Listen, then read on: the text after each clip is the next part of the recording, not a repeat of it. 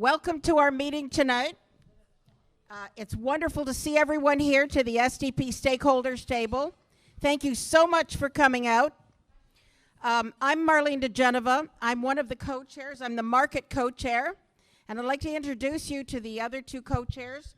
Greg, would you like to introduce yourself? Hi, I'm Greg Gary. I'm the executive director of the Boys and Girls Club, K Club, and also for the newly opened Cabbagetown Youth Center. I'm also the representative for the ED Network. Ismail? Hi, my name is Ismail Afrah. I'm the Toronto Community Housing co-chair of the Social Development Plan Stakeholders Table. Okay. Greg, would you like to do the land acknowledgement, please? Absolutely. Absolutely. Thank you, Marlene.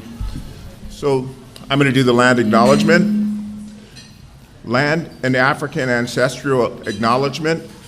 I would like to start by honoring the land that we are on, which has been the site of human activity since time immemorial. It is the traditional territories of the Huron, Wendat, the Anishinaabe, the Chippewa, the Haudenosaunee Confederacy, and most recently, the Mississauga of Credit Rivers First Nations. Ontario is covered by 46 treaties and other agreements, and is home to many Indigenous nations from across Turtle Island, include the Inuit, the Métis. These treaties and other agreements, including the One Dish with One Spoon Wampum Belt Covenant, are agreements to peaceably share and care for the land and resources. Other Indigenous nations, Europeans, and newcomers were invited into this covenant in the spirit of respect, peace, and friendship. We are mindful of the broken covenants, and we strive to make this right with the land with each other. We are all treaty people. Many of us have come here as settlers, immigrants, newcomers in this generation of generations past. I would also like to acknowledge those of us who have came here forcibly, particularly as a result of the transatlantic slave trade. Therefore, I honor and pay tribute to the ancestors of African origin and descent. Thank you. Thanks, Greg. Ismail will remind us of the purpose of the Stakeholders Table. Thank you.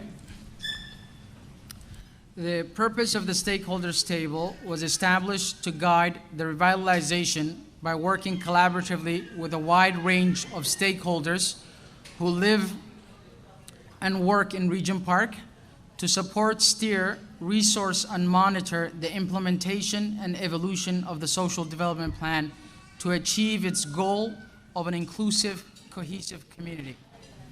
Thanks, Ismail. Okay. So I think we're going to move on to the strategic planning, and I think Michael and Waleed are going to do this. So Michael is going to give us a introduction into the decision making, the method of decision making. I'm Michael Rosenberg. I running a group here called the Regent Park Social Action Group, so this item on the strategic plan is a decision-making item. So we wanted to review the decision-making that we use. It is mostly intended to work by consensus, and consensus means that nobody objects. So everybody either agrees or they're abstaining or standing aside. So they accept the decision, but either in agreement or just not for or against. So you try to get everybody into those positions so that nobody would be against a decision. So normally that's what we try to do. And if necessary and there's no consensus, we also have a voting procedure. And then there's two further slides down here which cover the details of each one, the consensus and then the voting.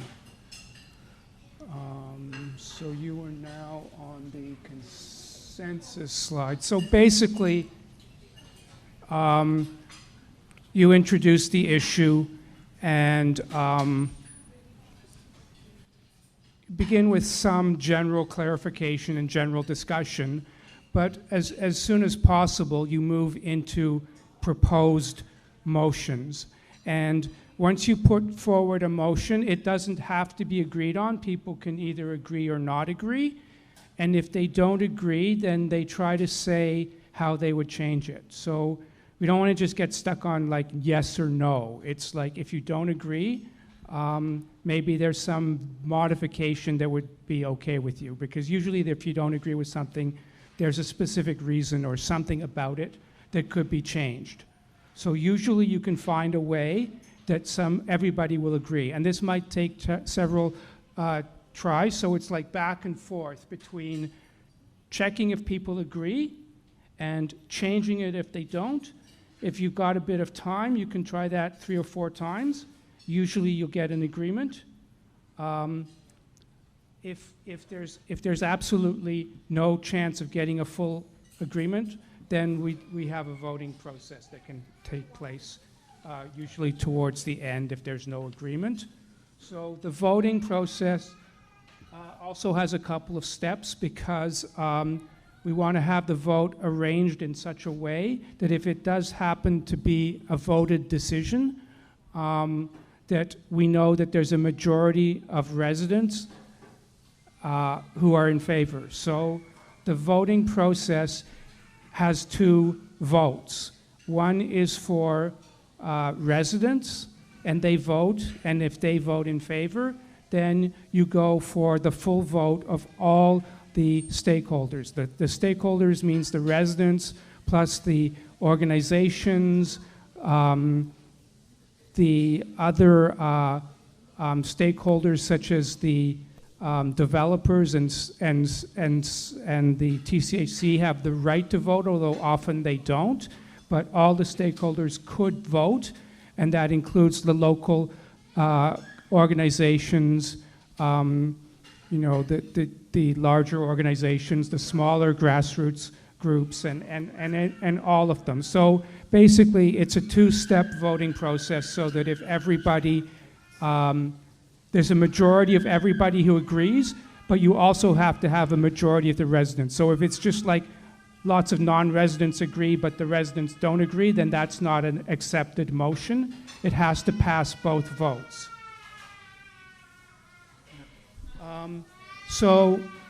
But we don't always get to voting. Usually there's an agreement that comes out of the consensus process. So that's the general process, and we'll go through that because this item on the strategic plan is for a decision. Yeah, so you start. Thanks, on that. Michael. Okay. Thank you, Michael. I just want to quickly introduce myself. So my name is Walid Kogali Ali. I'm one of the co-chairs of the Community Building Working Group. We had this item at our last stakeholders meeting, and today we're hoping to make a decision. But I just want to remind folks about the importance of this item and why it's important for us to start talking about the SDP strategically in the long term. You know, beyond the 5 years of funding that we've received from the City of Toronto, right? And one of the important things in our terms of reference, in the document that we all approved as stakeholders, right, is the SDP is a change management framework, which was intended to evolve in order for the SDP to continue being responsive to changes within the community throughout the revitalization process. So we've done this work in the past when it comes to 10 years into the revitalization. The Stakeholders Table felt that a refresh of the SDP was needed. And in 2017 and 18, we actually consulted, had a consultation process that was conducted to refresh the SDP, and the 2022 community benefits was included in that mandate. So that was before the pandemic.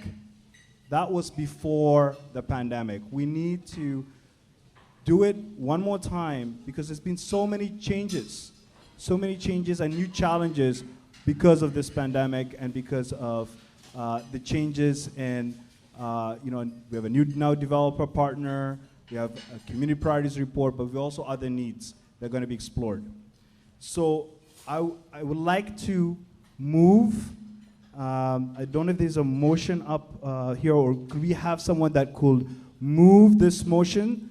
And the motion states that we strike a committee to implement a strategic planning process in 2023. So who would like to move that? Who would like to? Okay, we've got a couple of hands up here. Oh my goodness, let's have a new person. How about, you want to come and quickly introduce yourself as a mover? Just for the minutes.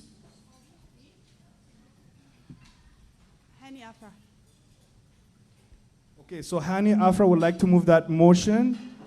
Is there anyone else? I'm assuming there's a lot of supporters for this. So we'll now have a discussion. Does anyone want to come up to the microphone and speak to this motion, which is to strike a committee to implement a strategic planning process in 2023? Who would like to speak to this? You would like to speak to it? Come on up and introduce yourself, my friend. I'm Wendy Belcourt, and I live close by. I go to a lot of meetings and in the area, but I think it's a great idea because you have to have a plan and have the community involved and have them accept everything equally in order to move things forward. So I think it's an amazing idea. Thank you so much for sharing your thoughts. Anyone else? Anyone like to speak to this item? So I'd like to turn it back to our facilitators to move forward. I'd like to see if there's anyone who has any objection to this motion. Why don't we start there? Is there anyone on the floor who has any objection to this motion?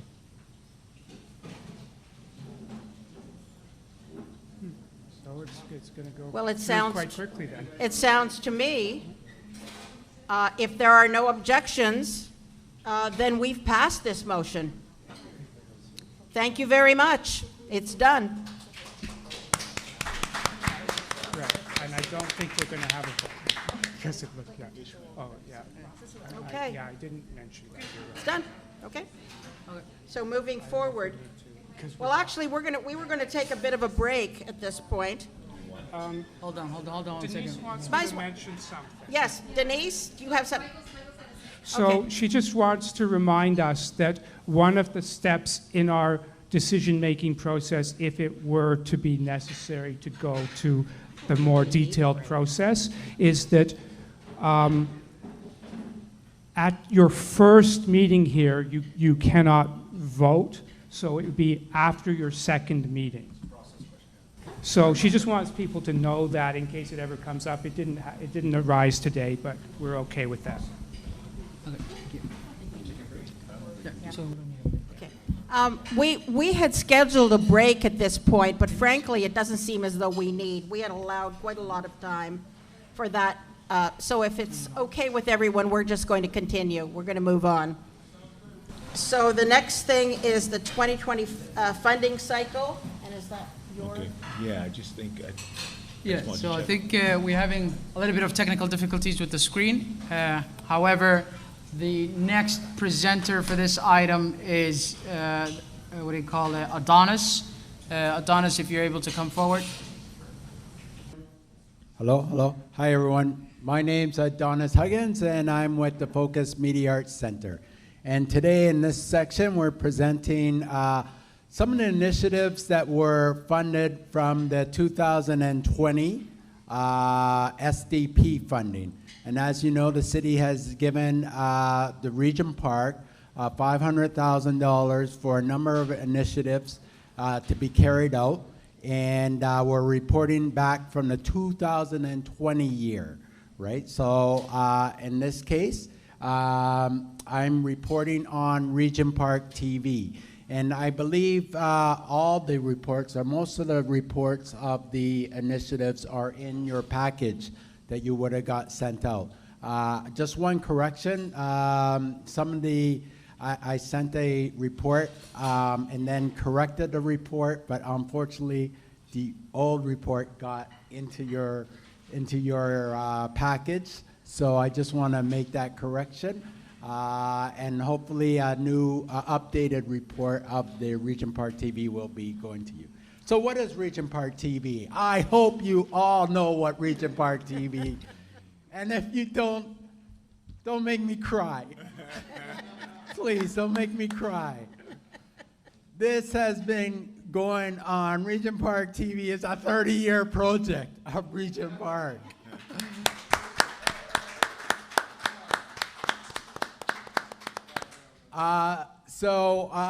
Unfortunately, we haven't always been very well funded.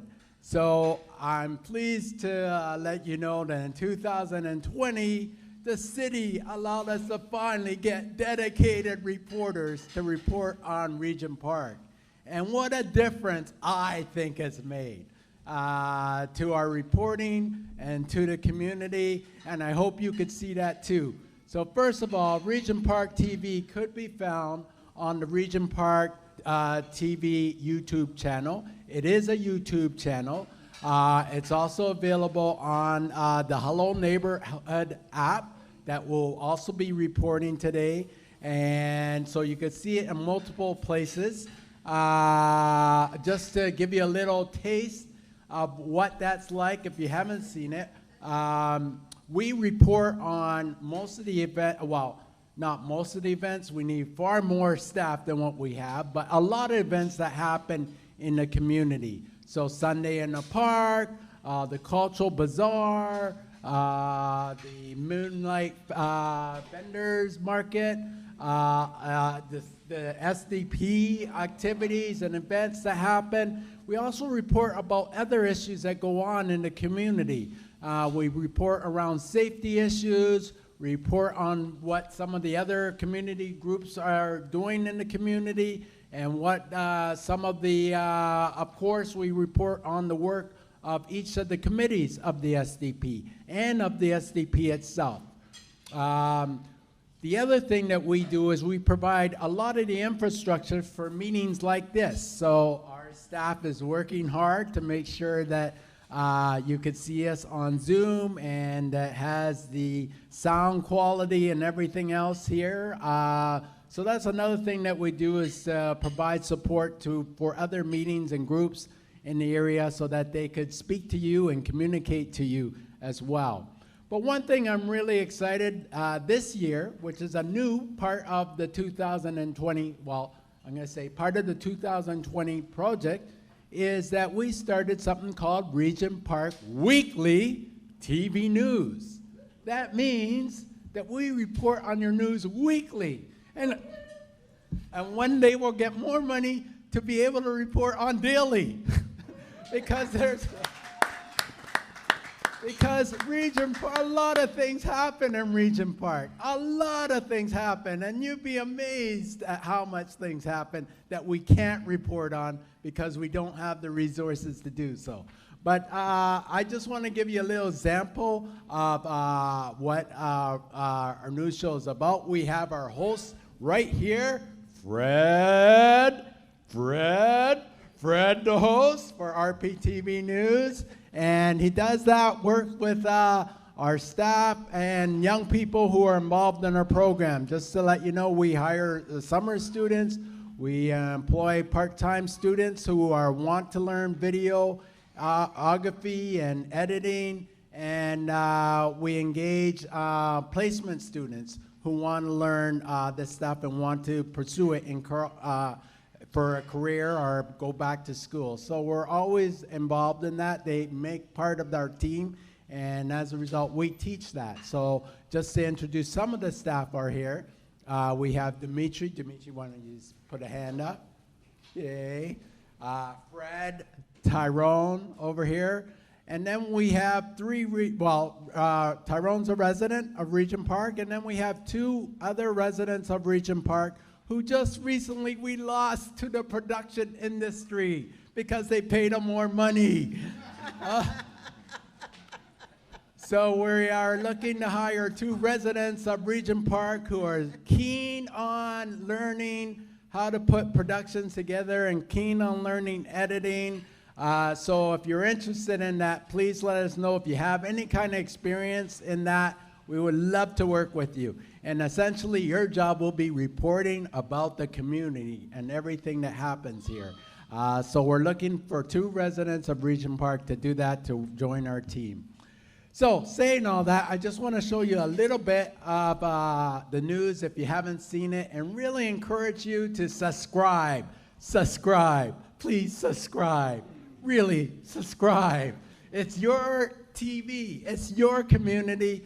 The rptv is about you and your community. And if you want to contribute to that in any way, by telling the things that you do, or your things that you're interested in, or things that you could even cover for us, we would happy to have you engage with us to do so. So saying that, I think I'll just play a little bit of one of our news shows so that you can see what it's all about for those of you who don't know what RPTV is all about. So We're connected to Present news that impacts on Regent Park and the surrounding areas. In this episode, we present the following news for the week August 12th to August 19th, 2020. Regent Park celebrated Sunday in the Park Festival Resilience and Revival on August 14, 2022. Regent Park Summer Series concerts every Friday at Daniel Section by Community Music Schools of Toronto. Regent Park songwriter Mustafa wins 2022 Prison Prize for Top Canadian Music Video. Months of construction set to begin on major downtown artery on Ontario line. Heat waves, community resilience to extreme weather, dealing with inequities of climate change. COVID-19 and vaccine update. More than 2/3 of Toronto residents 18 years or older have received their 3rd dose. Vaccines and wellness clinics in their neighborhood. Events and jobs in Regent Park. Regent Park celebrated Sunday in the Park Festival, Resilience and Revival on Sunday, August 14th, 2022. On Sunday, August 14th, 2022, Regent Park Community celebrated Sunday in the Park Festival under the same Resilience and Revival at 640 Dundas Street East, Civic Park. The event was brought to the neighborhood by Community Building Working Group of the Social Development Plan, the Regent Park Neighborhood Association, Focus Media Arts Center, Healing as One, Fred Victor, TNG, Young Street Mission, Daniels Corporation, TCHC, and Tribal. Community members, neighbors, and friends of Regent Park enjoyed live music and entertainment, games, barbecue, bingo, and more.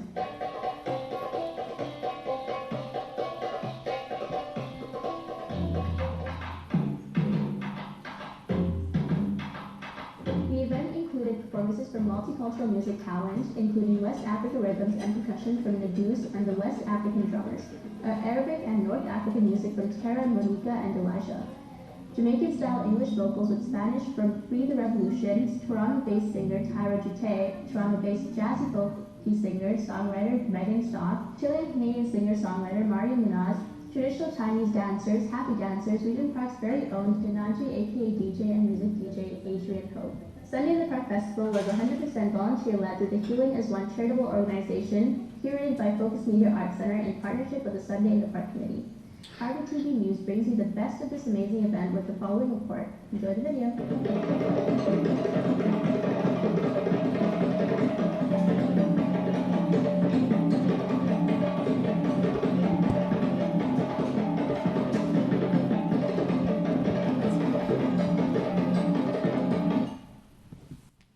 So that's a whole episode on Sunday in the Park.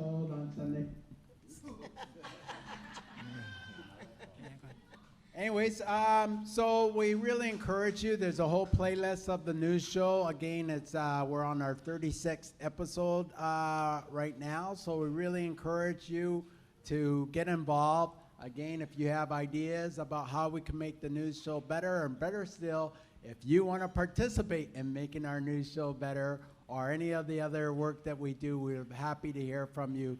And don't forget, subscribe.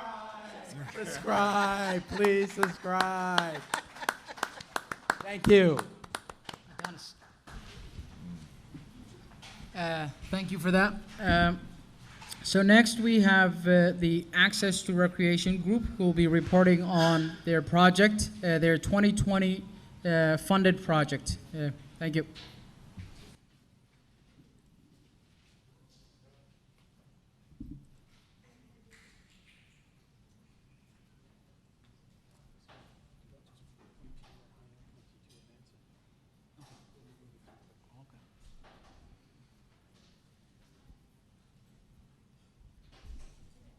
Thank you, Joel.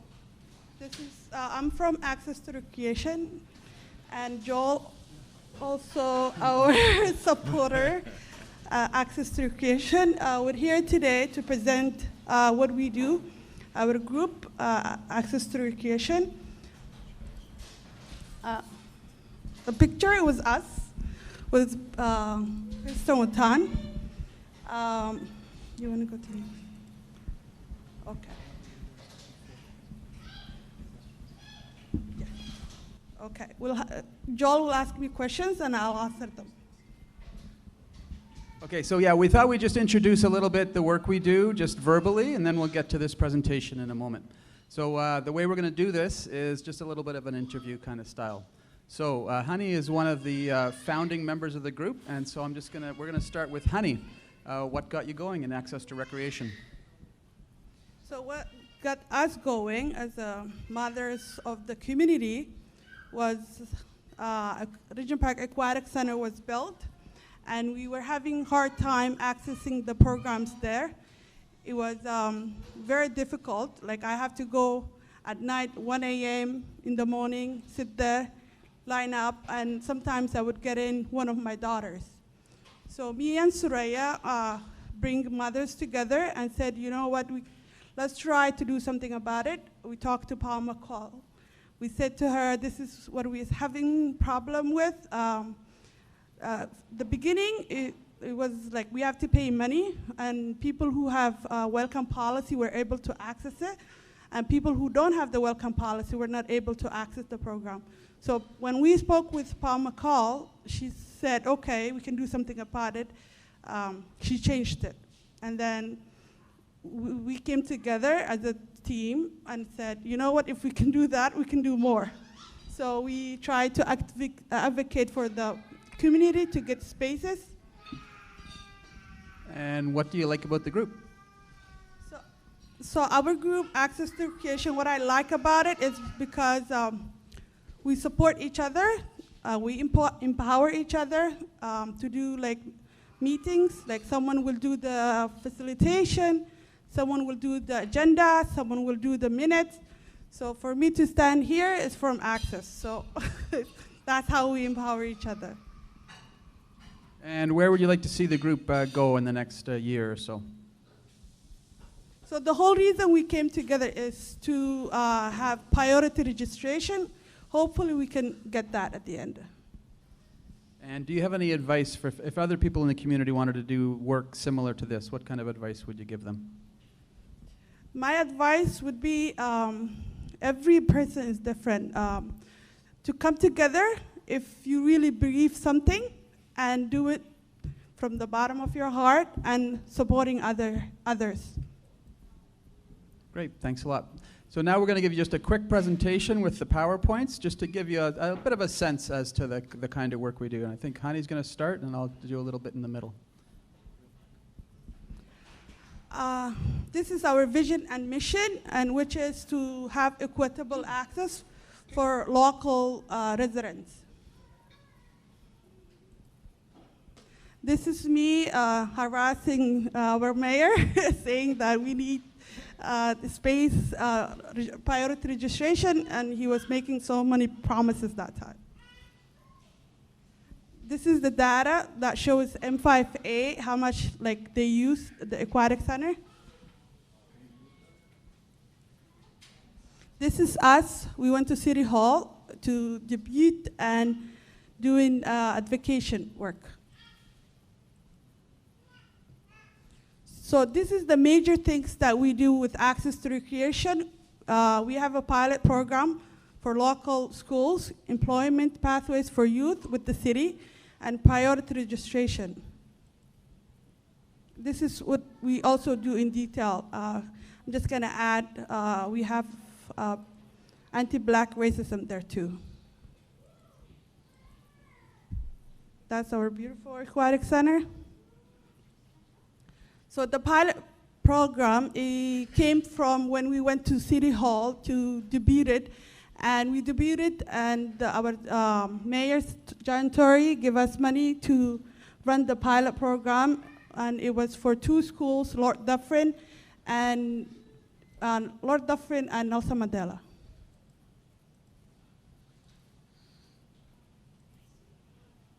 And the two schools, what they do is they teach students, they take the students to Regent Park Aquatic Center to teach them how to swim. And also they have a leadership program that I just was updated today from Bailey, our principal at Nelson Mandela. She said that they're gonna do the leadership program this year too. Okay, so now I'll talk, Honey mentioned that that's our big thing that we want to gain, hopefully this year or in the next short time, and that's priority registration. So the getting kids into the schools was a workaround to get more kids from the neighborhood into the pools. But we also want to see if we can get more kids into the pools through the registration system itself. Some people locally have had success getting their kids into the lessons, but a lot of people find that it's really hard to get in there. And so they have this beautiful facility here, and their kids are not able to get into the lessons. So what we're proposing is that that there could be some mechanism where local residents can have either register early or have some kind of priority for registration. And this is a thing that affects the policy of the city across the city. And so we realized that we not only were going to need to advocate for that within the neighborhood, but we also had to connect with other neighborhoods. So we connected with Lawrence Heights to do that, and that's still in motion. And unfortunately, we lost a little bit of steam there when Councillor Wong Tam moved on to the provincial politics. And another piece where we think we can make some progress here is working with the city's anti-black racism, confronting anti-black racism unit. Because there's a lot of ways in which black people and people of color in general are part of that experience of being excluded from the center. And so some of those are staffing and culture of anti-black racism. And so there is this unit at the city that is, its job is to confront anti-black racism. And so we're connecting with them and hoping to make some progress through partnering with them. And some of that is even just seeing. We've done a little bit of work on finding out, well, who can get into the center and who can't. And they are doing a lot of tracking and statistics and so on. And so we're working with them to try to get more clear statistics about what are the barriers for local people getting into the programming. So that's just a real brief kind of overview of that. There's a lot of detail that goes into that, a lot of time that goes into working all this stuff through. But that's a quick sense. And so Honey now will talk about our youth employment pathway, which this is the biggest thing we've been working on during COVID because so much time the swimming pools were closed. But we were able to make some good progress on getting local youth jobs. So with the youth employment pathways, we helped it 2 summers, a lot of youth. We support them, like getting them go to the workshop, and we have one youth that will speak about this, and he's online. Okay, give me 1 second. So what we did was we get youth from the community, we get them around, we support them, like we tell them about the workshop. Umar Hassan, can you speak about it a little bit, your experience? Yeah. Omar, if you're ready to go. Can everyone hear me? Yeah. Yes. Hey everyone, my name is Omar Hassan. I'm 19 years old and I live in St. Jamestown. Last year I got a job at the City of Toronto as a community youth leader and a community youth supervisor at Jimmy Simpson Recreation Center. So thanks to Access to Recreation and Honey, they supported me through getting the job. I was told about building skills through recreation, the workshop, and they helped me out with my resume and my cover letter, and also like we practiced interview questions, and I applied for the job. I did my interview, and then I got the job, and I'm working part-time for almost a year now.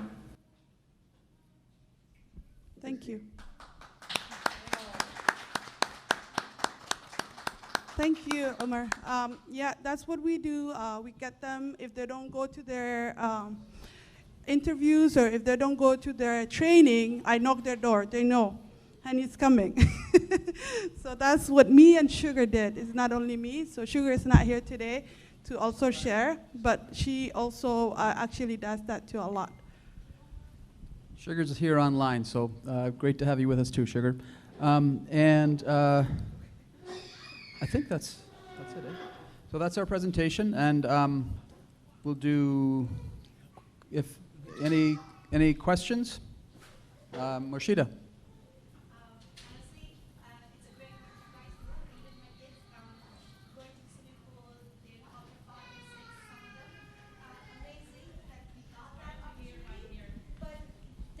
Other kids who goes to different school, not low different, not Nelson Mandela.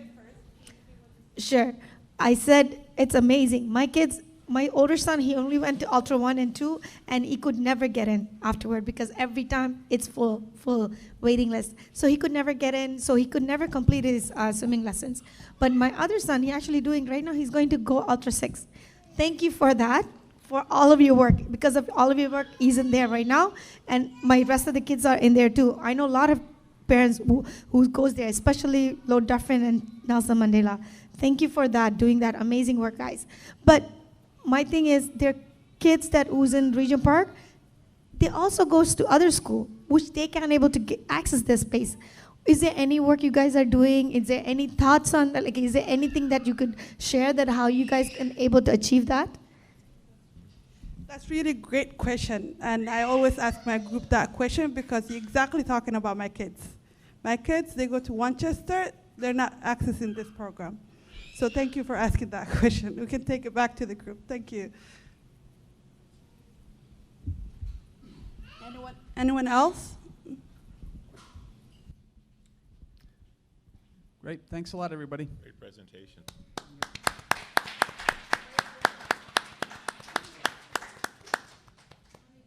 Thank you. Our next presenter for the 500K project of the Social Development Plan is the Hello Neighbor project.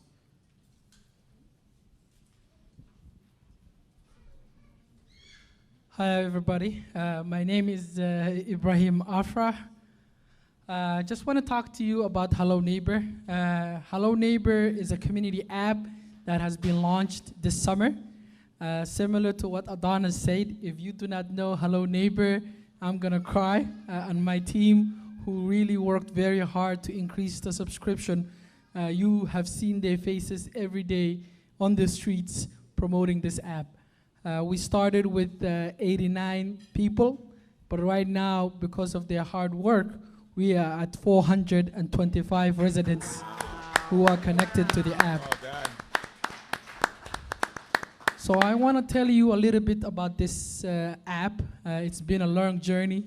This is funds that are coming from 2020. But this journey started longer than that. So the SDP is something that has existed long time ago, and it did not have funding. What it had was dedicated residents, dedicated organizations coming together and saying, how can we improve our community? And long there was discussions. So many organizations exist, so many great grassroots groups exist, so many things are happening in the neighborhood. And as a resident, where do you go to find information? Do you go to an individual organization? Do you go to the Facebook of one entity? So information was everywhere. And the idea was, how do we combine all of this information in one central place? How do we share information? And as you know, every neighborhood, not in Regent Park, but every other neighborhood has a dedicated space where information is shared. But Regent Park didn't have that. So I'm just gonna tell you my personal experience, and this is coming from my point of view, and I might be wrong, but I heard that one of the projects that, one of the needs in one of the documents of the SDP, the priorities report, was that we need a place where information can come. And I thought to myself back in those times, half of my life is I'm an entrepreneur, and I got used to building websites using softwares that are available online that make it easy to build websites, like Weebly. And when I came across it, I said, why don't we put together something quick, something easy? I already know how to do it. So I was working actually right here. I was doing security. I had additional time in my hands. I got building. So I built one of these websites called regentparksocial.org. And I said to myself, why can't this be a website that allows information to be shared? I was doing that, then I thought to myself, okay, then I didn't know there was a whole table that existed called the communication table. So my brother advised me, what are you doing? Why are you always in your computer? I'm like, I'm building this website. And he said, there's actually a table that you can join that is already doing some of this amazing work. I joined the communication, that's where I met Denise. And the first conversations we had was, yes, the community needs a central location for information. And here I am saying, I have the solution. But Denise was telling me, and everybody was telling me, this has to be something that we as a community get to do together. It's not something that you can just build and run with it. And I said, but we don't have to wait. So I had a philosophy that I said, I know you want to talk.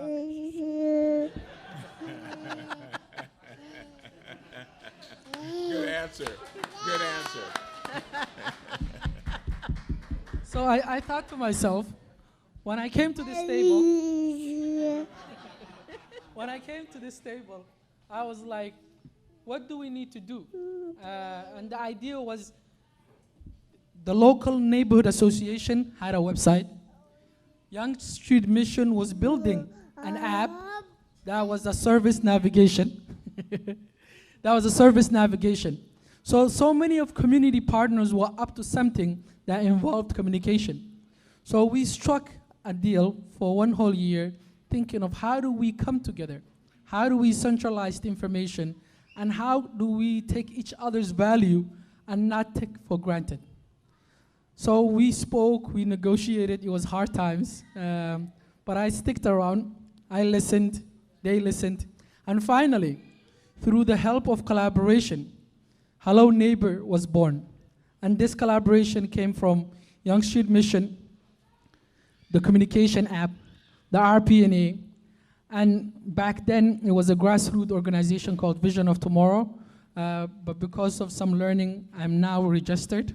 So Vision of Tomorrow also came together to build this called Hello Neighbor app. So if you go to the next slide. So how did we use some of the funding that we got? So the early funding that we received was from United Way CIF. It was a 2-day work, but we realized CIF was not enough.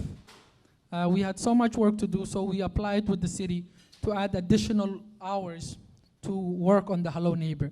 So part of that hours was for me to be full-time worker for 1 year, and we spent that money building the Hello Neighbor, building with all of the community organizations that were listed. So today, if you don't have this app, you are going to make me sad. And also, you're gonna miss out of so many amazing things that is happening in Regent Park. So Adonis just talked about Regent Park TV. So if inside the app, you will find a place where all the videos of Adonis and all of the videos that the weekly comes, so you can watch from there. Also, we have a service navigation. So many organizations exist. So all of these organizations are offering amazing services. And you want your family or yourself to take advantage of it, but you don't know. So the service navigation allows you to search based on the service you need, and it gives you a list, the nearest services that you require, who do you want to go to. And that gives you a way to get all the services you need for your family. We also have a location in there for the neighborhood association. The neighborhood association is doing amazing work, and it requires all of you residents to be involved. So all the meetings, all of the things that is going on, there's a home there for it. jobs that are relevant to Regent Park. So there's many jobs, but if they are relevant to this neighborhood, it will go in there. So you can find out and you can work near your home. There's many things that we are prototyping. Everything is now perfect. So this year, we want to test out what works, what doesn't work, and also allow organizations to enter the back end of the service navigation so they can put their information in there.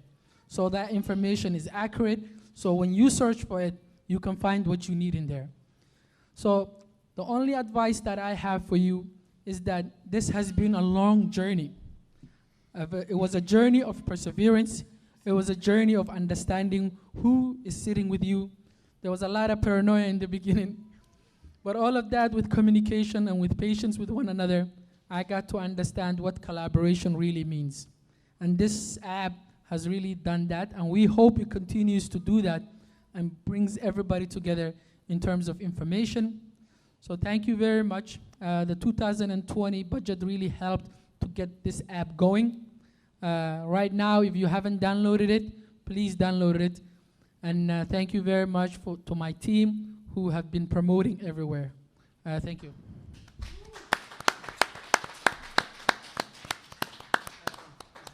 Is there a question from Zoom? Mahathir?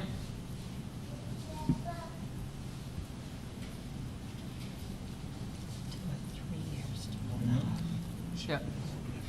Anyone who'd like to ask a question?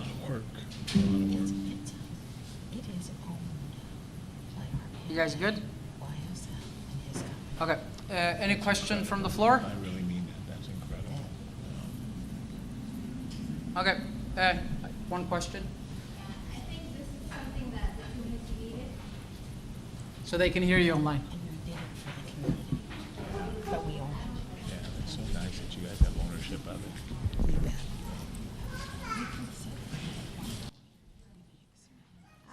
Hi.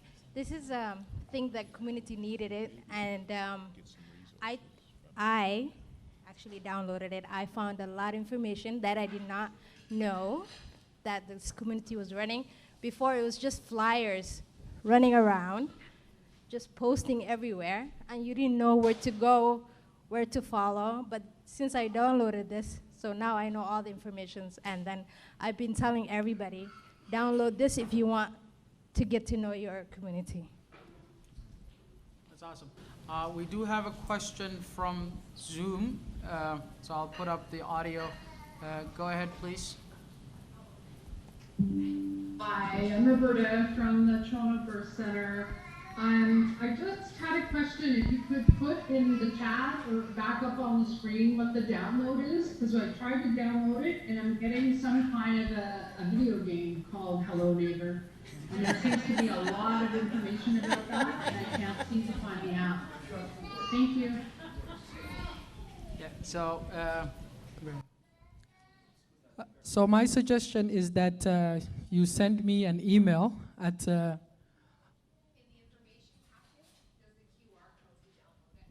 there is also a QR code that we have on the information packages that we have sent it.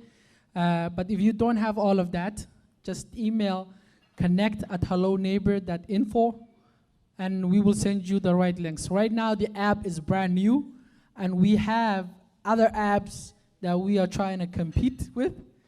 So the QR code works, but if it doesn't, reach out through the Gmail or come to the living room, CSI Community Living Room, where you will find QR codes, you will find our outreach workers, all of that. And Rashida wants to share something.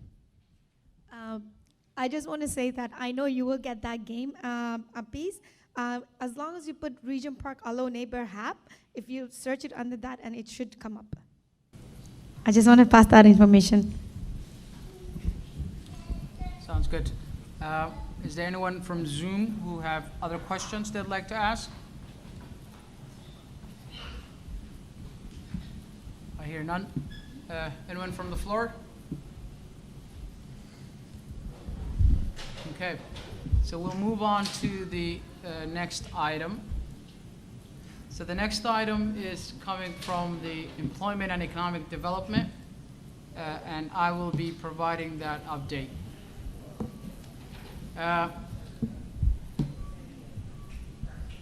So the Employment and Economic Development is one of the work groups of the Social Development Plan, and at the time in 2020 we had applied for funding to help support the work group itself. Like the Social Development Plan, there are about 4 work groups and other committees, and one of them is Employment and Economic Development. The goal of Employment and Economic Development is to help increase employment and entrepreneurial opportunities in Regent Park. So we've hired a community lead coordinator and an administrative coordinator to help support the overall coordination, relationship building, and connecting residents to opportunities that are available in the neighborhood.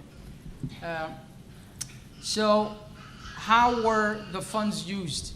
So the project funds were used to help hire these 2 coordinators, and the overall goal of the project was build relationships with employment and economic development stakeholders, connect residents with opportunities that are available in the neighborhood and outside the neighborhood, and also increase the communication between stakeholders and our existing gaps and opportunities. So in the project, these are some of our tangible results that came out through the project. So one of the coordinators, they've done over 150 engagement sessions with stakeholders, and over 120 new contacts were created. These 120 new residents were connected to job opportunities, employment supports, and also to the table itself. Because of this work, the EED table has over 175 stakeholders in our email list, and we've also made some relationship building with about 16 youths as well. The employment coordinator also built relationships with key organizations that are in the neighborhood, about 16 of them, and 40 residents have been referred to employment opportunities, resume help, one-on-one supports as well. So these are some of the numbers from the project. If you were to ask what are some of the key elements of the project that were successful, the first one you would say is because of our administrative hire, they've been able to support the overall coordination of the meeting. Also, entrepreneurs for the first time who were engaged in selling their business. We helped supported the Moonlight Market. This was an opportunity for entrepreneurs from the neighborhood to sell their products here in Regent Park. So the EED administrative coordinator supported them in bringing their products to the neighborhood. We also worked with residents, and we increased our ability to communicate with residents. For the first time, our EED coordinator looked at all the jobs that are available locally and all the jobs that are available, in other neighborhoods and across the city. And we've been able to send communications to residents of all these available jobs. They usually came out on Mondays, and he would put this communication out every Monday of existing jobs that are coming, training opportunities that are coming. So this increased the communication of opportunities to local residents. Also, our employment coordinator, what he did was he did one-on-one case management support. He supported residents, connected them to the services that exist in the neighborhood, and also worked with them to help build their resumes, their cover letters, and it was interesting learning moments for him because he saw what gaps exist in the neighborhood. So one of the most interesting things he found was that sometimes residents felt they were not qualified, or they felt that they needed to be 100% qualified in order to apply to a job. So by working closely with them, by motivating them, he informed them and helped them to understand you don't need to have 100% of the qualifications. If you have 70% of the qualifications, you're able to apply. And he followed up with them and he supported them. So this is one of the key findings we find, that a lot of Regent Parkers and surrounding neighborhood members, they don't apply because they feel they're not 100% qualified. And through conversations and encouragement, he's been able to support them in that. And lastly, what learnings or advice would we give if someone wanted to do this project? I think the most important advice is you need to work with your stakeholders from the beginning. If you want to create a project, don't do the project yourself.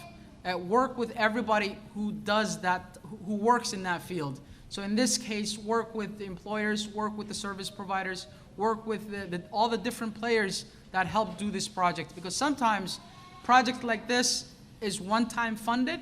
However, the relationships, the connections, they need to last longer. So work with your stakeholders early on. So I just wanted to say that's a report from the Employment and Economic Development, and he wasn't able to be here because he's actually went on vacation, a learning vacation, and his contract has ended. But I wanted to say thank you to all the supporters of the project and also the City of Toronto for helping to fund this project. I'll open up the floor for questions and also those who are on Zoom. Questions from the floor?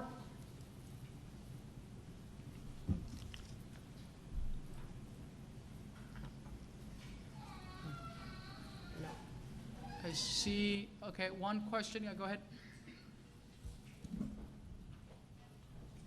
Excellent presentation, Ismail. Great job by EED.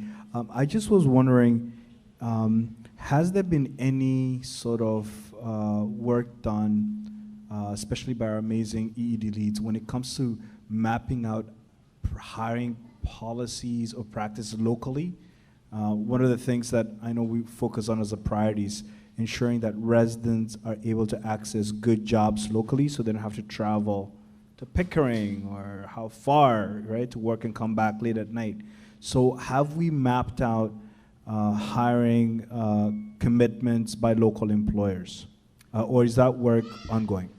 Yes, so the main project of the EED lead this time around was to connect with stakeholders and residents, build relationships with them, support residents to get opportunities, and also communicate the large number of opportunities that are locally and also across the City of Toronto. So that's the bulk of the work that they did. He also supported in the reprioritization of the table, our priorities going forward. And one of the priorities going forward is standardizing local practice hire and encouraging local organizations to hire locally. So also the social development plan is working on several projects to help do that. So that's one of the key priorities. And as many of you might have heard or might not have heard, 2022 funding applications have opened as of yesterday. So those priorities are open and we can work to craft projects together that help deliver that outcome. Yeah. Anyone from Zoom?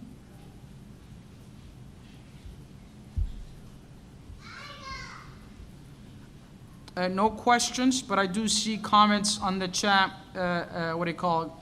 saying that Brian was great. He was an awesome job worker and with residents applying for jobs. So it's good to see Brian has he used to meet people here in the living room every Friday and Thursday. So his work is seen from the community. So that's good to hear.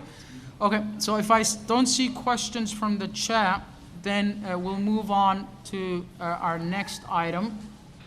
So I believe those are the last presentations that we have available for you. We do have one announcement from the Community Civic Engagement Collaborative.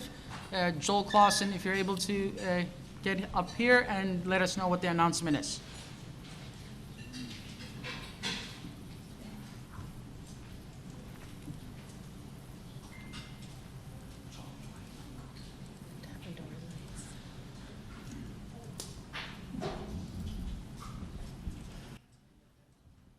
Hi all, there's a group in the local neighborhoods in Regent Park, St. Jamestown, and Moss Park that comes together to organize events during elections and to do voter engagement.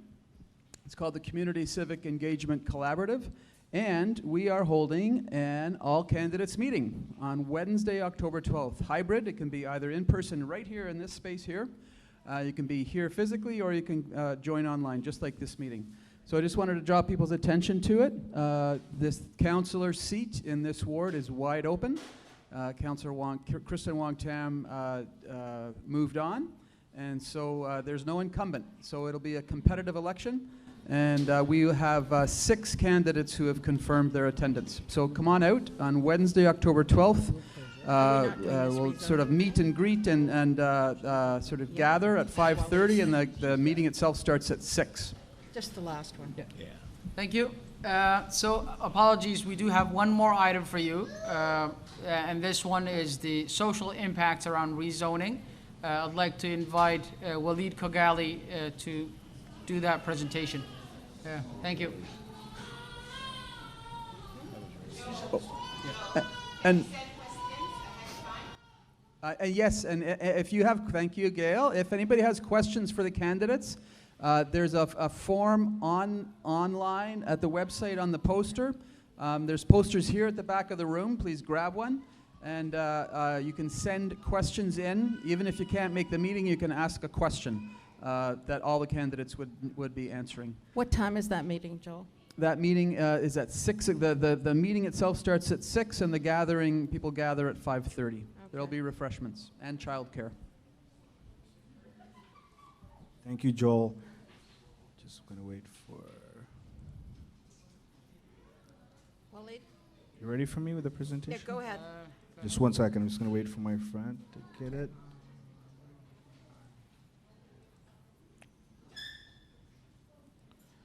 While we're waiting, are folks excited about the municipal elections? Yes? Yes? Are people excited? Start thinking about the issues that matter to you. Housing being one of them. This is going to be a very important opportunity to make sure that whoever is elected to represent our community is an advocate for those issues, right? Let's see. I'm not able to find it. If you Okay, can I can send, yeah, I'll go over it here 1 second. Ishmael, just check your email. I just sent it to you right now.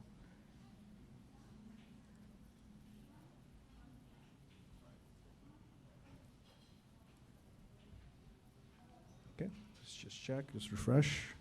1 second. We're going to see inbox 1 second. Gmail is slow, eh? Refresh it. Yeah. If you could do it verbally. Okay. One more time. Just check it one more time. Okay, just because I want to make sure that people are able to see it as well. There it is. Perfect. And Mahadir just called me. Don't worry, Mahadir. We got the attachment. Okay. So I hope everyone on Zoom can also see this. So hopefully we could share the screen. And folks on Zoom can also be able to see the presentation. This is a very important presentation, my friends. I just want to make sure that folks are aware of history and where we're going. And I'm going to go through the following slides real quickly. So let's go to the first one. I'm going to read this out. Okay, so about the SDP, the Social Development Plan. Today we had some amazing presentations from folks who are benefiting from the Social Development Plan, folks who are communicating the impact to so many residents when it comes to the Social Development Plan. And what we've also learned is when it comes to the Social Development Plan, it's an important way to make sure that residents of Regent Park have the capacity to deal with the issues, deal with the concerns in our neighborhood. One of the most important things that I want to quickly reflect on is in 2007, the original Regent Park Stakeholders Plan was endorsed by the City of Toronto and Toronto Community Housing's Board of Directors to accompany the physical development.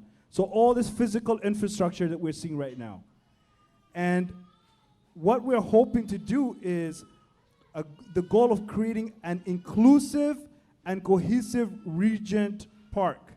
So that's why we like to talk about social cohesion and inclusion. Once the SDP was developed, its implementation was tasked to a stakeholders table, which is what we're all here for. We're the stakeholders table.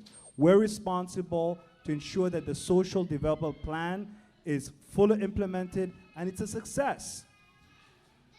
One of the things that we talked about earlier was the implementation or passing a motion to have a committee develop a strategic plan, right? We talked about that. And what I said early in the meeting was that the SDP is a change management framework, which was intended to evolve in order for the SDP to continue being responsive to changes within the community.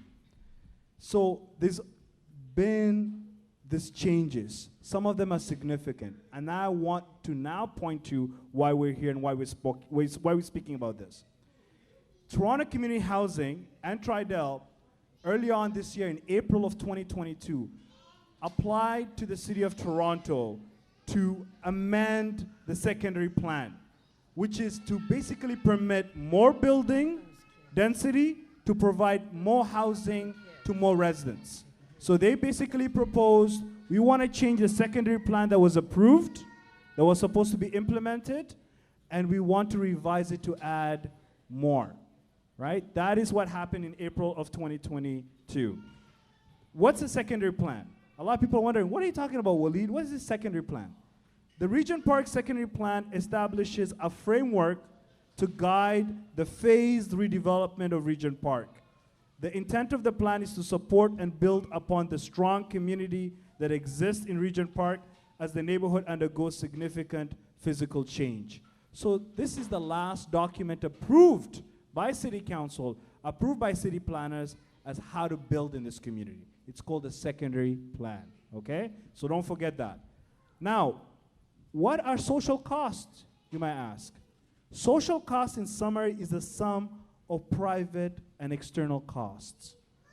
Now I want to challenge you all to think about, if we have more buildings, more people living in a community, do we need more schools? Do people think we need more schools? I'm saying, Hani's saying yes. Access and Rec people of course think we need more schools because there will be more parents, more kids who will need access to schools, right? And the most important thing is thinking about other social costs. For example, transit, thinking about housing, thinking about other needs, other specific needs. And what we want is we want people to start thinking through the lens of the social development plan. So we want to challenge folks sitting at the community building working group. What are the challenges to community building when it comes to rezoning or more density? What are the challenges to our safety needs? So we're going to ask folks in the safety network, what are the challenges that what do we need to prepare for?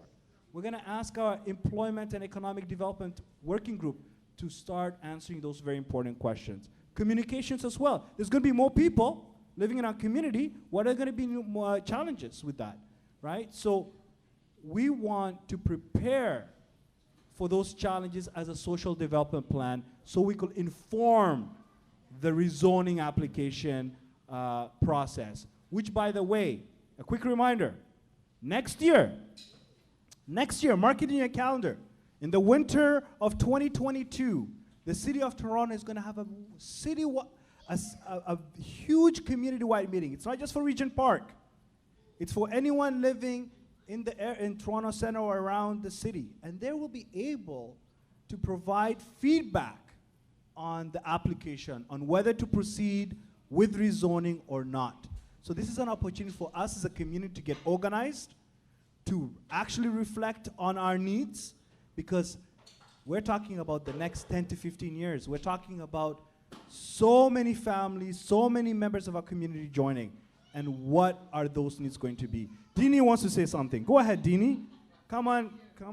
And I'm going to talk about the next steps after Dini shares some comments. Hi. Yeah, what I wanted to say is I just want you, while you're thinking about some of the implications, I would also like you to think about some of the opportunities. So I just thought I would come here and give a nudge there to Waleed. While we're thinking of the challenges, let's also think about the opportunities that also may be brought about by some of the changes that we may see in 4 or 5. some of those opportunities are, for example, did you know your neighborhood association working with grassroots organizations, agencies through the Regent Park Community Benefits Coalition was able to advocate on your behalf, and when the developer partner was switched from Daniels to Tridel, you know what was the best offer? $26.8 million, right? And that was because of resident involvement, because residents showed up and said, we deserve respect, we deserve investments that will help us address our needs. So what are our next steps? I'm going to conclude with these two final points. We have struck a committee that's going to be hopefully working with the funding committee. And what I want is I want to invite all of you, residents, members of the stakeholders tables, representatives of grassroots organizations, agencies, join us as we work together to understand the impact of rezoning on the social development plan. And what we're hoping to do is make a recommendation to the next stakeholders table when we meet again in the winter of 2022, or hopefully sooner, but at our next stakeholders table meeting, we want to come forward with recommendations about what the impact will be, okay? So I just want to say thank you for listening, thank you for participating at the stakeholders table, and thank you for your passion and your commitment to this community. Thank you. Okay, thank you, Waleed. Thank you. Also, I do see from our Zoom call, is there anybody who has a question on the floor right now? Yes, there's a late. Oh, just a minute. In terms of what you've heard, or give me 1 second. I'll put you on the audio. Yeah, go ahead. I've had my hands up for a long time, a very long time. I can't see the screen. It's almost too late now. I can't email whom I want to. The hybrid thing is very confusing. I want to know when the all candidates meeting ends, and I can't come and pick up a list. I know who's running, but what time does it end, Joel? So question for Joel, the all candidates, what time does it end? 8 o'clock, Sarah Jane. Okay. Okay. I don't think the hybrid thing is working for me. Anyway, I'll sign off now. Thank you, Sarah Jane. There's a lady we're over here who has a multitasking. question. Yes, question on the floor? Can you guys hear me? Yes. Okay. My question was regarding housing issues. We have a lot of youth that just finished universities and they have jobs and able to afford their own affordable rent. We have built TCHC and Daniel, they have built a lot of affordable rent, and they're getting people outside of the neighborhood when a lot of people in the community need this opportunity. So I was thinking the SDP table. You guys created building skills, and you guys built an employment table. Why don't you guys add also housing table? Excellent question. So Hani brought a really solid point to everyone's attention, which is there's a lot of need for housing in our community, right? I don't know if any of you have heard of rent to own, which is home ownership, but there's also affordable rent, right? And one of the things that I just want to quickly talk about is we're right now, I just want to say this, we're right now living through some very, very challenging times. Right now as we speak, we have certain developers. So the way we build housing here, it's not the government that builds housing. It's for-profit, private developers that build housing. And actually a lot of residents have called on our government to build housing. So we take away the profit from housing, right? It's always about making money for these developers. And guess what happened? They're right now, as we meet, they're preparing to challenge the definition of affordable housing. They're challenging that at the Ontario Land Tribunal. And we are preparing as residents, as people who are engaged, to respond to that challenge. Because if they succeed, our national housing strategy will be in jeopardy, right? Meaning that the funding commitments to create what Hani's talking about, which is affordable rental, opportunities for folks in our community, or rent to own or all those priorities, they'll be jeopardized if that happens, right? Because when policies are changed and definitions are changed, how you implement it also changes, right? So please, get involved. And I think the point that Hani is saying is, why don't we have a housing focus at the SDP?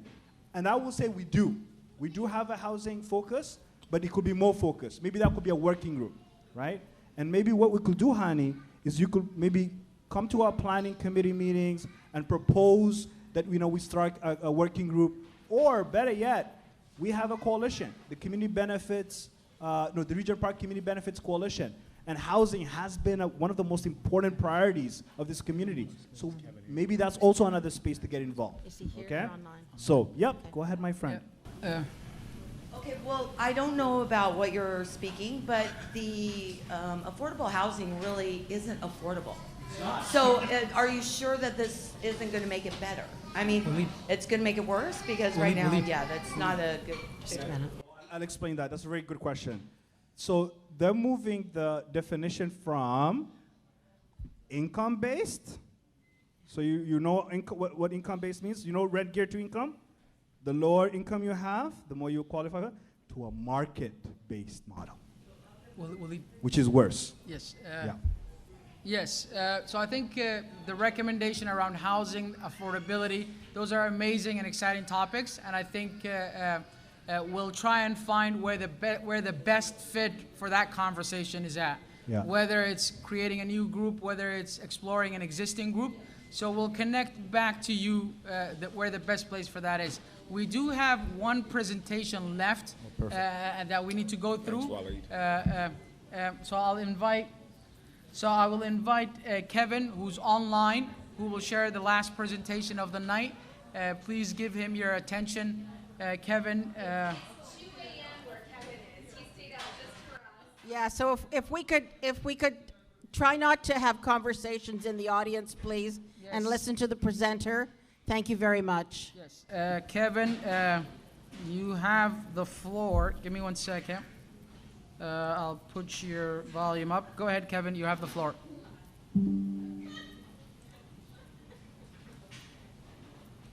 you hear me, Kevin?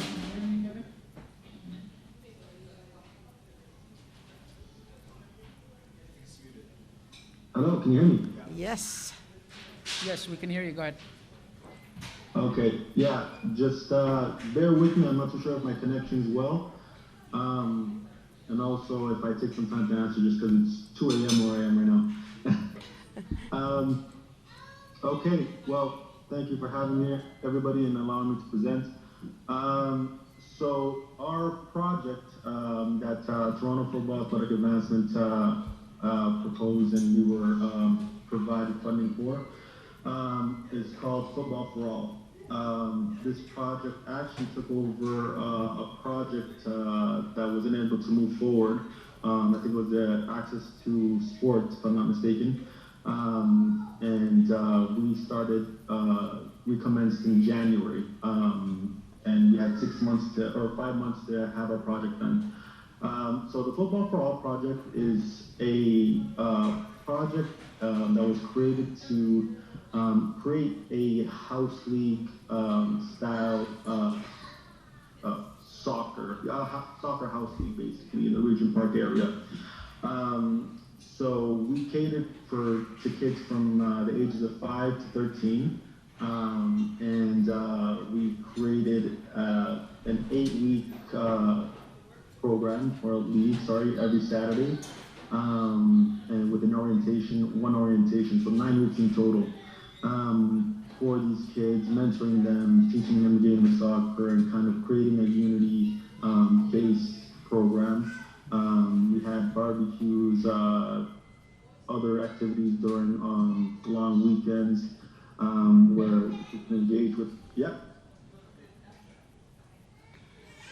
where we can engage more with the kids with other activities instead of just playing straight games of 77 and all that stuff. And we also had other academies come to kind of support with their teams and playing games against other teams, other academies, just to get a view of how other academies run their programs as well. Now, the Football for All program wasn't just about kids. We hired about 15 staff. 7 to 8 staff were live in Regent Park. With that, prior to the hiring process, we had a certification done that was sponsored by TCHC and Untitled. We had over 21 participants for the coaching certification. Around 15 were TCHC residents. Almost half of those were working with us throughout the summer. The other half just wanted to get the license to kind of, up their resume, which, it definitely did. And for our leagues itself, we had over 100 inquiries, about 68 youth registered, 48 were TCHC residents. So in my eyes, it was very successful. Although the issues that we did see that we had, or barriers that we had, is still access to space. We aren't able to get time on the Regent Park Athletic Grounds all Saturdays. That's still kind of an issue that's lingering. So our program had to be hosted at the Jarvis Collegiate. We had to rent out permits at the TDSB. Now these leagues were free of charge. Like I said, food was provided as well during orientations and during other days as well. We also took the initiative to actually go forward and do free programs at local schools. We weren't able to do them at all of them, but we did do them at Lord Dufferin, the daycare at Lord Dufferin, and then we attempted to do some at Nelson, the daycare at Nelson, and Spruce Court, and so on and so forth. That's a project that we're going to be leaving for next year, just to kind of move forward and enhance the program for the 2023 series.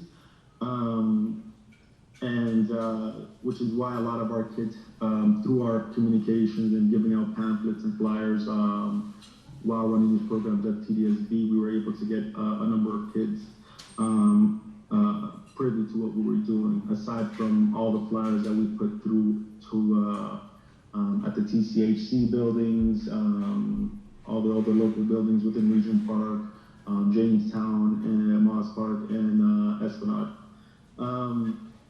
The other thing we did as well is we had surveys done, because a lot of the issues that we had, as I said, in terms of the barriers of access to the Regent Park Athletic Grounds, parents were disappointed because of the fact of the safety issue of kids traveling. Not all parents have the accessibility to travel all the way to Jarvis, although some of us may know that it's 10 to 15 minutes to get there, but there are some parents that had work. So at some point, some parents were able to help carpool, but when they weren't there, then the kids weren't able to come. So those were kind of issues, and we ran surveys to kind of have that expressed, and so we have it noted there. And we also started a local petition to prioritize local residents and grassroots organizations for the Regent Park Athletic Grounds. If you haven't received that, you can email me at my email, and I'll forward that to you as well. The other barriers that we had was that, well, language barriers, which is what we found. We need to have a designated team that speaks Somali, Ethiopian, Urdu, Tamil,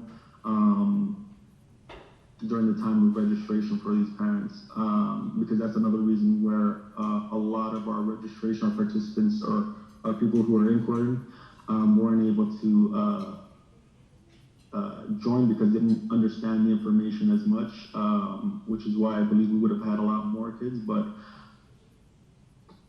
otherwise,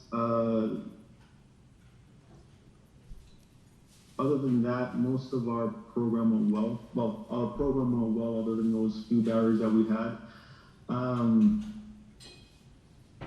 We are happy with the turnout. Parents were happy. Aside from the barriers of the spaces and all that stuff, we have some pictures on there for you guys as well, just so you know. Our sponsors for our jerseys, so we got uniforms for the kids free of charge as well. It came with 2 t-shirts, Umbro shirts, shorts, and socks. These were all sponsored by Tridel, Asante, and also RCR Legal Services. We were able to get that for about, I believe it was about 45 kids. We kind of covered the cost from our own budget. And then, yeah, that's most of everything that's been happening this year for that summer league program that was sponsored. Now, this was all done, so just so you guys know, this was all done from January to the end of May. That's when our term or the official project was supposed to be done. So from that time of January to May, the project was strictly planning, coordinating, and implementing our strategy to hire certified coaches, run programs at schools to make kids and parents privy to what we're doing, and also to promote through flyers, pamphlets, and all that stuff. The programs didn't start until I think it's the middle or end of June, which we had our orientation, and then the actual summer leagues itself started the first week of July until the end of August. So our project was done on the 28th, and then everything else was just what the actual project was. So the implementation plan was basically through the months of January and to the beginning of June. And yeah, that's all for today. Did anybody have any questions? Yeah, thank you. So if there's question from those who are on Zoom, please raise your hand. Questions for those who are on the floor, raise your hand as well. So I see question on the floor. Go ahead. Hi, I was just wondering if there were girls. If there were girls on the team. Go ahead. That's with the echo. Go ahead. I was just wondering if there were girls on the team, because I've noticed when I go by the grounds that it's always just boys playing, and so I just wondered. Oh, yes. So to answer that, that was a really big thing of ours. And we actually got a good number of girls that joined the program. So it was basically co-ed. So you had boys and girls playing playing in the program that were both registered. So if you look at some of the pictures show some of the girls that had joined. It doesn't show all of them. I think we had about 15 girls that had joined our program, at least the summer leagues. And that was from, like I said, from the ages of 5 to 13. Yeah, thank you. Can I ask something? Yes. Any questions from Zoom? I see none. While you think about that, Marlene has a question. Yeah. Kevin, did I read right that you actually have it was equally TCH and market residents? I can't hear you. I said, did I read? Okay, hold on. You ready? Go ahead. Okay. Did I read your stuff right, that it was equally TCH residents and market residents? No. So for the registration, what we found out is we had to do a revamp, because I think the one that we sent in was the midterm report that you guys received. But out of the 68 participants that registered, 48 were TCHC residents. And we got that based on what we've seen on the by address. We calculated that by address, or we checked that by address of who had registered to see who, okay, what addresses were TCH, and that's how we got our number from that. How many had registered? 68. 68. Yes, thank you. Kevin, great job with the presentation. I just want to make sure you can hear every word I'm saying. A lot of parents actually have, come forward and told me personally that they value this program, your program, Football for All, and the great opportunities you've created for their children. So shout out to you, shout out to your entire team for the great work. You're actually, helping us build community, so thank you. And the one question that was posed, though, was, do you have space in the winter? What's the plan for the winter months? Are you going to be having programs in January or February? So some folks asked that question to me directly, and I think some of them are here in the stakeholders meeting as well. So I was hoping you could quickly answer that. Thank you. Yes. So we looked into attempting to get spaces within the community centers, but unfortunately that isn't a possibility. So what we've looked into is going into the TDSB and getting permits there. So our last survey that we sent out, and I still have to check it because, like I said, I've been gone for the last few weeks, has asked parents where would they feel most comfortable in terms of having our programs run for the winter time. So our programs, we gave them the option of what was it? Sorry. Nelson Mandela, Lord Dufferin, or Spruce Court. So at this time, based on what the survey indicates, we are going to go and choose one of those once I get back. So by the next week, we should have a solid answer on what permits we're going to get for the indoor season, but also that falls in line with needing TDSB to approve it as well. So we are going to be hosting indoor starting November, and then we are going to go until end of March, I believe. End of March, if not end of April. Okay. Thank you. Thank you, Kevin. For the presentation. Hold on. There may be one more question. Give us one more second. Go ahead. So, Kevin, just know that with the next fund that is coming up, maybe the SDP planning could do is whoever gets the grants with sports to fight that with the city to get access the way they did it with the MLSE. When they gave money to the people who had requested grants, we need to push for that. 100%.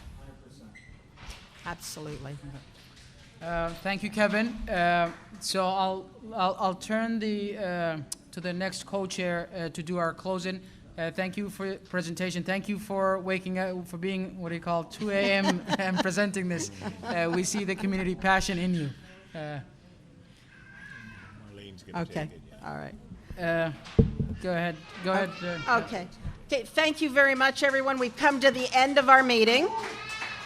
Yes. And yes, thank you for being here. We're early. And next time around, next meeting, tell your friends and family, bring them. If you come in person, we'll feed you. But thank you, people online. And have a great evening. Thank you very much. Well done.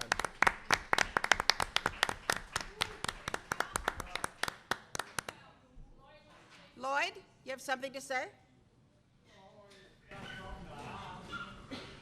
To Kevin?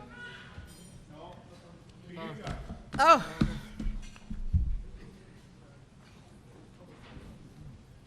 I think at the last meeting, you brought up something about bullying. What? There was going to be bullying. Bullies, okay? Okay. There was supposed to be an investigation done. I'd like to know if it's been done and if there's been any results. No idea. So I'd like to know what the results are. Yeah, thank you for that. I'll pass over to our co-chair, Greg. Right. Thanks, Lloyd. Am I on now? Yes, you are. Lloyd, thank you for your question. Daniela and myself were involved in speaking to individuals that had concerns, and we have brought those concerns back. We have respected the confidentiality of people involved, so we are doing some work that isn't going to be public, and that we won't have a discussion about those issues publicly, but we will specifically speak to individuals that were a part of those conversations. We will speak to them, but it is still a process, and when we complete the process, we will definitely come back and speak to. So it is going on, and it's ongoing right now. But I can promise you, yeah, we took what you spoke about seriously. Thank you. So thank you. Okay. Thank you, everyone, and good night. Make sure to like, comment, and subscribe, and hit the notification bell so you never miss out. If you want to see more, head on over to our social medias. If you want to see more, head on over to our website.